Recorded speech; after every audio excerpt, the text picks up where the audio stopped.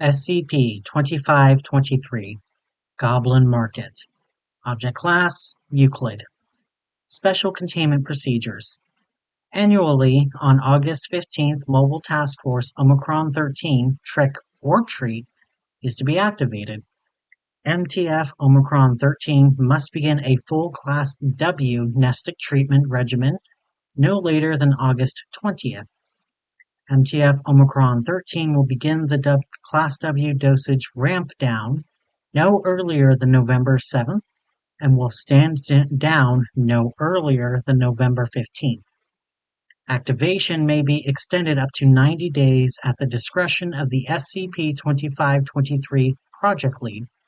Further extensions must be approved by both the reporting HR supervisor and the reporting medical officer. Beginning on October 1st, MTF Omicron-13 will conduct 24-hour observation of 8 sites affected by SCP-2523, designated SCP-2523-A through H, which will include the easternmost and westernmost affected locations, as well as one additional site chosen in each U.S. time zone. On October 31st, 1 hour prior to local sunset, MTF Omicron-13 will deploy a 2-man contact team into each designated site. As each location enters the anomaly, teams will confirm positive contact and passphrase with each other prior to carrying out mission operations. Contact teams are to be relieved every 8 hours for 24 hours. Ejected team members must be replaced immediately. All teams within the anomaly must confirm positive contact and passphrase during each relief or replacement. Team members are to attempt to prevent non-monetary purchases by civilians using low-profile social engineering techniques only. In the event that a civilian engages in non-monetary purchasing, they are to ascertain the civilian's identity and origin point and advise the support team. Support teams are to immediately locate and detain any civilians who have made non-monetary purchases. Purchased items are to be confiscated for study. Detained persons are to be interviewed and then released following amnestization. Ejected contact team personnel are to be immediately classified as Class E personnel, debriefed, and quarantined for 366 days at a location at least 50 kilometers from any key Foundation assets. Survivors may return to duty pending approval by the reporting medical officer. Currently, detention of SCP-2523-1 entities is not authorized. In the event that authorization is reinstated, entities are to be secured with restraints consisting of a minimum 75% iron by mass. Description: SCP-2523 is a phenomena affecting seasonal Halloween costuming and decoration stores in the US and Canada from sunset on October 31st to sunset on November 1st. It is restricted to stores which are entirely seasonal and does not affect Halloween displays in more permanent businesses. While the anomaly is active, the affected locations become spatially collocated, regardless of geographic separation. Store interiors will overlay where sufficiently similar, e.g., similar display shelving will become a single shelf unit without duplication of products. Otherwise, the entire space expands as needed. Persons entering one location are able to physically interact with persons at all affected locations in real time and return to their place of origin while exiting. The similarities between this phenomena and SCP-1323, including the overlapping time frame, spatial distortion, and behavior of the entities within, and the nature of the exchanges, suggest that these may be highly correlated phenomena. Questioning the SCP-2523-1 entities about this connection have resulted in ejection events. The affected locations remain open for the full 24-hour period, regardless of posted hours. At sunset, 4 to 6 entities, designated SCP-2523-1, will appear and relieve all employees.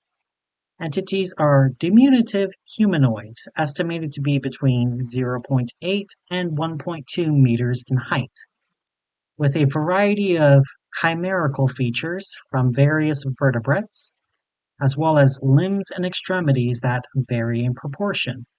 See Appendix A, SCP-2523-1 for additional detail. These entities carry out routine retail operations, except for attempting to persuade customers to make non-monetary exchanges. At the end of this 24-hour period, they are relieved by scheduled human employees, who typically begin closing the store for the season. Exposed persons will rationalize all anomalous properties of SCP-2523, including those of trades, entities, and objects originating from the anomaly, as entirely normal experiences. This effect extends to direct conversation with affected persons, as well as photographs and other direct recordings. This is an anti-mimetic effect that Class W nestic treatment, combined with conscious reaffirmation of observed details, has been demonstrated to neutralize. When a customer attempts to purchase an item during the anomaly, SCP-2523-1 entities will attempt to persuade them not to use monetary means to purchase the item. Instead, the entity will ask for a trade. Entities have accepted physical objects as well as more abstract concepts as fair trades. This has included hair, personal abilities, years of life, children, illegal drugs, memories, and emotions.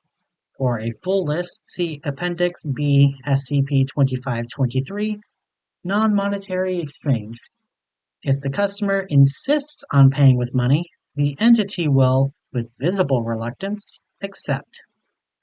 Customers appear to have permanently lost the traded quality in all cases that it was testable. Any item acquired by non-monetary means will manifest significant anomalous properties. Following is a partial list. See Appendix B for the full list. Item: prosthetic vampire fangs. Anomalous properties. Wearer develops an uncontrollable desire to consume blood. Any vertebrate blood is accepted, as well as the ability to induce a state of extreme suggestibility via conversation, exchanged for 30 grams of heroin. Item: a dark chocolate candy bar. Anomalous properties. After consuming the bar, the subject lost all interest in food and did not show any signs of starvation despite consuming nothing else for 28 days. Exchanged for the memory of a childhood family trip. Item: 300 plastic spiders. Anomalous properties. Purchaser was inspired to consume the spiders. Following the consumption of a spider, subject was able to excrete an otherwise non-anomalous living banded spider, Argiope trifasciata, from bodily orifices and direct it telepathically, paying for the ability to sing. Item: sexy nurse costume. Anomalous properties. Wearer demonstrated markedly decreased sexual inhibitions as well as increased attractiveness to the opposite sex. Sexual partners reported mild anesthetic effects. Exchanged for an 8-year-old boy. Current whereabouts are unknown. Decorative trick mirror. Anomalous properties. Entities visible in mirror are deceased persons or pets known to the viewer. Exchanged for empathy. Item: bag of roasted pumpkin seeds. Anomalous properties. Seeds originate from SCP-97, the old fairgrounds. exchanged for a tattoo depicting the rank chevrons of a United States Navy Petty Officer First Class. Tattoo was removed without scarring. Ejection events. The first ejection event occurred during the initial containment on 11/01/1999 at 01:10 hours and is typical of all later ejection events. Agent Mugani attempted to physically block the entrance to the anomaly. A SCP-2523-1 entity emerged and asked Agent Mugani to leave. Mugani refused and began to suffer significant full-body pain, which increased in intensity until he complied. Afterwards, Mugani reported having bad luck, and statistical analysis determined that he and Area Redacted, where he was stationed, were suffering a significantly high number of unfortunate coincidences. This condition ended with his death in a car accident on 01/25/2000. It is suspected as a contributing factor in 17 injuries, 4 fatalities, and 1 Category 3 breach at Area Redacted. Further testing has determined that this effect persists for 366 days. Once ejected, personnel are unable to re-enter the anomaly, even after the 366-day period has expired. Detention of SCP-2523-1 entity. Interviewed. SCP-2523-1 entity with name tag reading Bobby Goodman. Interviewer, Agent Rossetti. Forward, on 10/31/2001, at 2000 hours, MTF Omicron 13 agents abducted an SCP-2523-1 entity to Site 17 for questioning and containment. It is described as having canine ears, a primate muzzle, and disproportionately long arms and legs. See Appendix A for full description. Entity was successfully secured with iron restraints. 3 Omicron 13 members were ejected from the anomaly as a consequence of the operations. Begin log 11/01/2001 to 200 hours. So, Bobby, would you like to tell me about where you work?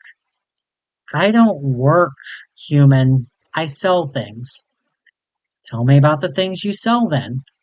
We sell delicious things, wonderful things, things of joy and darkness, things from the land of youth, things from the land of death, and things from the border country. Come, buy. Who are you? You humans, always so forgetful, such a delight. At summer's end, the gates at the border country are opened wide. We have come to sell our wares at this time as we did in, what is your word for the places in shadow that cannot be reached from the now? The past? We are the in-between people, the border people, vassals neither to hot, radiant summer nor cold, merciless winter. We are the autumn people. Why only seasonal Halloween stores and not others? Oh, the in-between places. They are ours. They too live only here in the edge of summer. Why do you prefer to trade for things and not money? Money has no value. It is only a medium of exchange. We crave only things of value. For these things we can trade in the world. How do you think we get the things we sell? We are the autumn people, not cobblers. Are you aware that the things you sell are problematic for humans? Yes, of course they are. We are a merry people. Our wares are mirthful. End log. Following the interview, the entity was transferred to a humanoid containment unit and was extremely cooperative. At sunset on 11/01/2001, The entity vanished from containment, leaving behind a crude doll made of rough, unworked oak sticks, clothing scraps, and mineral clay. All milk products at Site 17 were reported to have instantly spoiled simultaneously with this event.